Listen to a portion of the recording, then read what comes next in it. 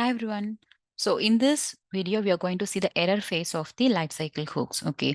So in the components lifecycle, we have seen the mounting phase and unmounting phase, all those things, right? So in this video, we are going to discuss in detail about the error phase of the components lifecycle. Okay. So let us quickly jump to the slides and see what is the topic all about. Okay. So in the components lifecycle, whenever the component is actually facing an error, okay, so whenever the component is facing an error, this particular error callback lifecycle hook will be automatically invoked in the backend. Okay, that is the main concept of error callback. So the error callback is actually a callback method, which is actually a lifecycle hook, which will be automatically invoked in the backend when there is an error in the particular component. And how it is going to get invoked and when it is going to invoked, I'm going to discuss in the following slides. Okay, so let us see first the syntax of this particular error callback. Okay, so the syntax goes like this. Okay, the error callback, and it is going to have two parameters. One is error and the stack. Okay, so this actually, the error is actually an object. Okay, in JavaScript, it is actually a native JavaScript object. Okay, we can actually use this particular error for displaying the error to the particular user. Okay, and the stack will give you the detailed information about the error. Okay, where it has happened and all those things. Okay, so this is the basic syntax of error callback. Okay, so now before moving on to the main concept of error callback, we should first understand what is the errors in LWC. Okay, we should have a basic understanding of the errors in LWC. Okay, so in LWC, we have seen that we have been stacking the components, right? We have actually learned to stack the components one inside the other. Okay, say for example, we actually stack the child component inside the parent component, right? So imagine that there is a error. Okay, there is an error occurring in my child component. Okay, so this particular error is actually not being handled by my child component. Okay, it is not handling it. Okay, it is not having any handlers for it, or it is not having any try catch method inside this. Okay, so that is going to be an unhandled error. So if there is an unhandled error occurring in my child component, if there is no handlers for it in the child component, it will ultimately search for its handlers in the parent component.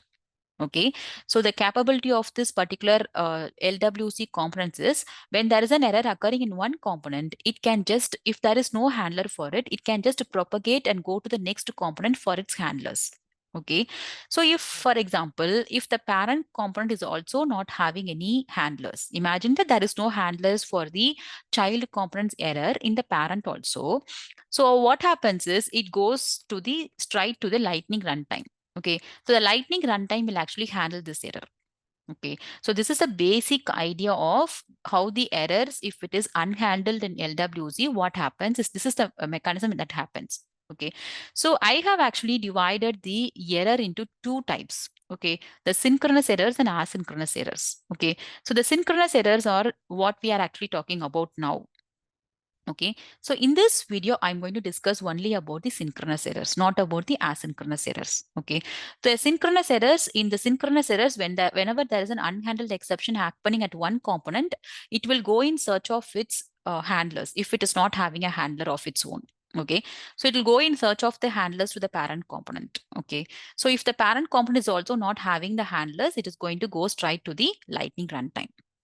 So let us understand this with a small example. Okay, let us go to the org now. So I have actually developed a component here already for the demo purpose. Okay, so it is a simple component. The parent component is having the child component. Okay, it is actually nested inside the parent. This child is embedded inside the parent. Okay, so there is a simple field, age field is there. So here I'm going to give some age. Okay, so when I'm going to click check age, we are going to learn this with various variations. Okay, we are going to learn this with various variations.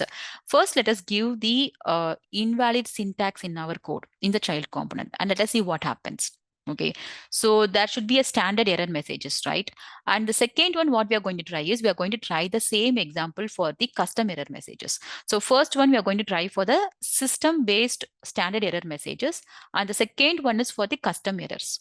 Okay, so first let us understand what happens if I'm making some kind of errors in my syntax. Okay, so and that particular error is not being handled in my child and also in my parent. Okay, if both the components is not handling the errors, what happens? We are going to check now. Okay, so let us go to the VS Code now. So here actually what you are going to see here is in this particular child template, I'm having a input box, okay? And that is going to accept only number as an input, and I'm going to enter that age.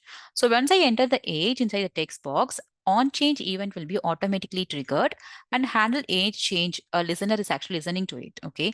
In the child JS, I'm having a listener for it, okay? In that listener, I'm actually fetching the user input. Whatever the user is typing, I'm going to get it from the event.target.value, which we have all learned already, right?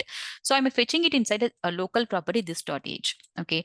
So now what we are going to do is we are going to purposefully introduce an error, okay? So say, for example, instead of target, I'm giving targets. Okay, it's a mistake, right? It's an error now. Okay, but I'm actually making a mistake here. I'm making an error here, but I'm not handling inside my child component. You can see here, I'm not having any handlers here. Okay. So I don't have any handlers. I don't have any try catch block, nothing inside my child.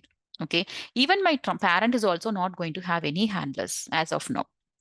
So what happens is, what happens we are going to see now. Okay, so we have learned that if the child is not having a handler for its error, and even if the parent is also not having the handlers for its error, naturally the lightning runtime will take care of that particular error I told you, right?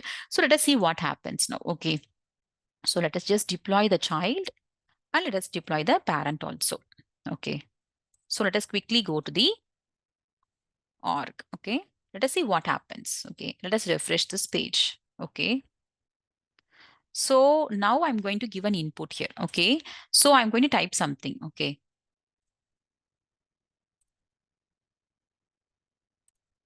okay. So when I started to type something, automatically you can see here a error message is popping up. Okay, so this is the lightning runtime error. So when my child component is not able to handle its own error, okay, the error occurred in the child component. Okay, it is not having a handler of its own. Okay, and even the parent is also not having a handler for its child. Naturally, the lightning runtime will take care of that particular error. Okay, this screen is actually coming from the lightning runtime. This is the basic idea you should have in the LWC error mechanism. Okay, so this is what happens. Okay, that's what we have learned now, right? So this is the basic understanding we should have. So as I told you, we have one more kind of error, which is an asynchronous error.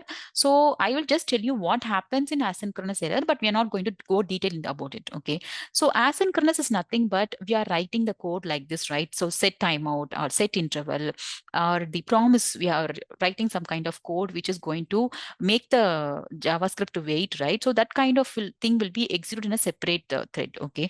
So when there is an exception happening inside the promise calls or inside the set timeout or set interval kind of things, then asynchronous errors will happen. Okay, so LWC actually handles the asynchronous errors in a different way. Okay, say for example, there is an unhandled exception in my child. Okay, and there is no handler for its own, and there is no handler in the parent also. Okay, so what happens is naturally that particular error will actually propagate to the browser. Okay, so this is for asynchronous. Okay, this is the basic idea you can have about it. Okay, if there is an unhandled exception in the child and if there is no handler for it in the parent, so naturally that particular error will be handled by the browser. Okay, this is for asynchronous. Okay, so this is the basic idea you should have about the errors in LWC. So now let us come back to the error callback lifecycle hook. Okay, so we have learned this is a lifecycle hook which is going to get triggered automatically when there is an error in the component. But its behavior is going to be completely different. Okay, let's say there is an error in my child component. Okay, so there is an error in the child component, but this child component cannot handle its own error.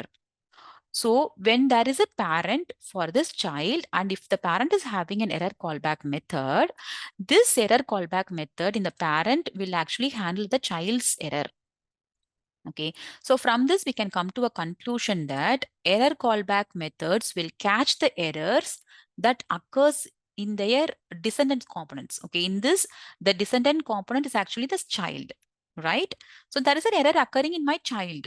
Okay, but the child error callback, even if you give an error callback inside the child, that will not get handled or it will not get invoked if there is an error in the child. Okay, it automatically goes to the handler or the error callback in the parent. This is the natural behavior of error callback. Okay, so the error callback, I will repeat it. Error callbacks can handle the error of its descendant components, not of its own. So if there is an error happening in the parent, this error callback in the parent will not respond to it or handle it. There should be an upper hierarchy that should handle this particular parent's error. Okay, this is the basic understanding you should have about error callback. Okay, now let us see the basic points we should have it in our mind when writing the error callback. As I told you, in LWC, we have understood that errors can propagate, right? So we have understood that errors can propagate. Now we are going to see an example now. Okay, I told you that error callback will actually, it's a lifecycle hook. It can capture the descendant components errors, right? We are going to see it as an hands-on now. Okay, so let us go back to the VS Code now. What we are going to do is in the click event, okay, once the check age is clicked, okay, once the check age button is clicked, I just want to uh, throw an error of my custom exception. Okay, now we are going to throw a custom exception. First, we have seen the system exception. Now we are going to see our own exception. So whenever the user is actually typing some age inside the text box, and when he is clicking the check age button, I'm going to copy this. I have already copied and placed it in my JavaScript here for the handler. Okay, it is empty now. Okay, now I'm going to throw a custom exception whenever the check age button is clicked. Okay, this is actually check age button. Okay, so once the check age button is clicked, I'm going to check if, okay, this dot age is less than 18. If it is less than 18, I'm going to throw a custom exception. How to throw a custom exception?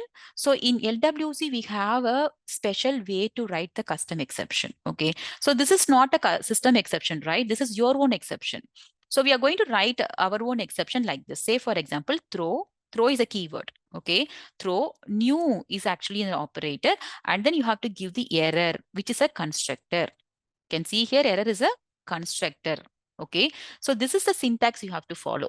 Inside this, you can actually pass the message whatever you want to throw to the user. Okay, the information, okay, to the user. And here I want to give you a best practice. Whenever actually you're throwing an error message to the user, make sure that you are giving the right direction to the user.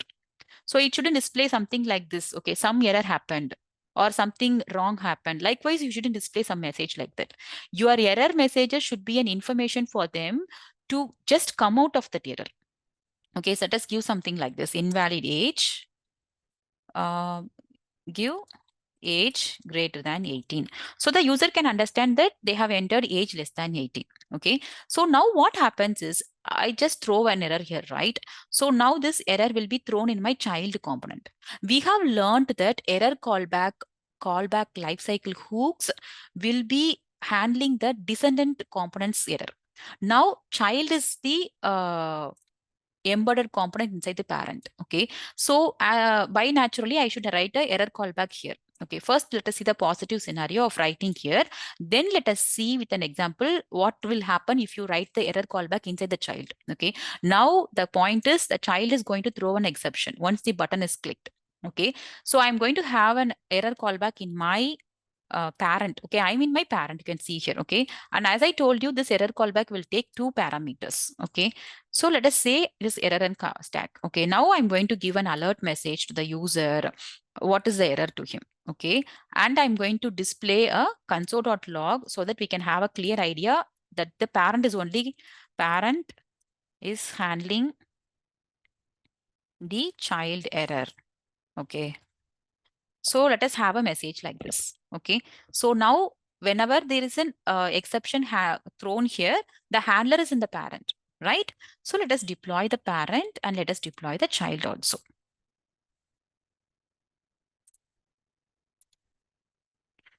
So let us go back to the org, and let us clear the console and refresh the page and open the console. We haven't yet opened our console, right? Let us come to the console. Okay, let us clear the console. Okay, fine. So as of now, other lifecycle hooks have got invoked, right? Now I'm going to give a wrong age. Okay, let us give 11 as age. Okay. Okay, I didn't change the targets, right? In the child, we have given a wrong syntax, right? Let us just remove that, okay?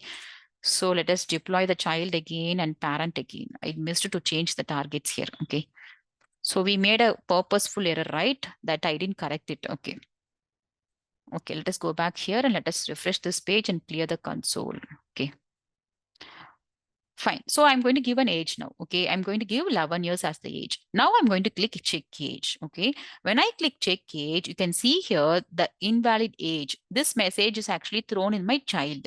So you can see one more important surprising thing is parent is handling the child error. Here, I want you to note two important things. The parent is actually handling the error. Okay. So that's what we got the alert message. And the child's message, we have thrown the error in the child that was actually displaying in that patch in our alert message, right? And third important thing you have to note here is the child component is vanished from here. It is not here now. Okay, let us just refresh again and just see one more time the demo. So I gave a invalid input, right? I gave an invalid input. I gave check age. Once the check age is actually clicked, custom exception is being thrown from my child. Okay, you can see here there is a throw new exception in my child. Okay, this is getting automatically invoked when there is an age less than 18. Okay, once the error is thrown in the child, automatically the parent component's error callback is automatically invoked.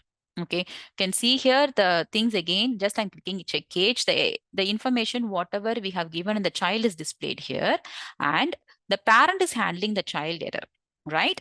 And the third thing is the child component is not in my DOM now. It is vanished. So we are going to go back to the slides and understand why. Okay. So once the error is being caught, okay, the framework actually unmounts the child component that threw the error. So once there is an error from a child component, and if the parent is handling that particular error, that child component will be actually removed from the DOM once the error is caught, because that particular component is causing an error, right? So this is what happens. Okay, so this is the concept of error callback. Okay, so I'll give you one more, we'll test one more thing. So I told you that only the error callback in the parent will get invoked, right? Let us copy this and let us go to the child. Say I'm going to have an error callback in my child also. Okay, so I'm going to have child is handling the child's error. Okay, so let us see whether this particular callback is invoked or not. Now we are inside the child. Okay, let us test this. Okay, let us just deploy this and let us deploy the parent also. So this is one important concept in lifecycle hooks. Okay, so let us come back to the thing and refresh this page and let us clear the console also. Okay, fine. It is, let it be like this. Okay, let us give the invalid age now. Okay, let us check the age now. Automatically, again, you can see here the invalid age, given age is greater than 18 is just displayed in my alert. Okay, and only the parent is handling the age. Sorry, parent is handling the child error. So even though we have got a error callback in our child, okay, you can see here in the child we have an error callback, right? That is not being invoked. This is very, very important. So the takeaway point is the error callback will be able to catch the errors of its descendant components, but not the components. If it is having an error, if the same component is having some error, it will not be used at all. Okay, so it will not get invoked at all. Okay, in this case, the child is having an error, but this error callback is not actually catching the error of its own component. Okay, the error callback, it will not actually get invoked if there is an error in its own component. It is capable of actually catching its descendant components only, components error only. Okay, there's a main important point of this particular concept. Okay, so let us do one thing. Let us also display and see that stack. Okay, we have one more thing in the thing, right? Let us see what is happening. Sorry, let us go to the parent and display. Okay, because only the parent error callback will get invoked, right?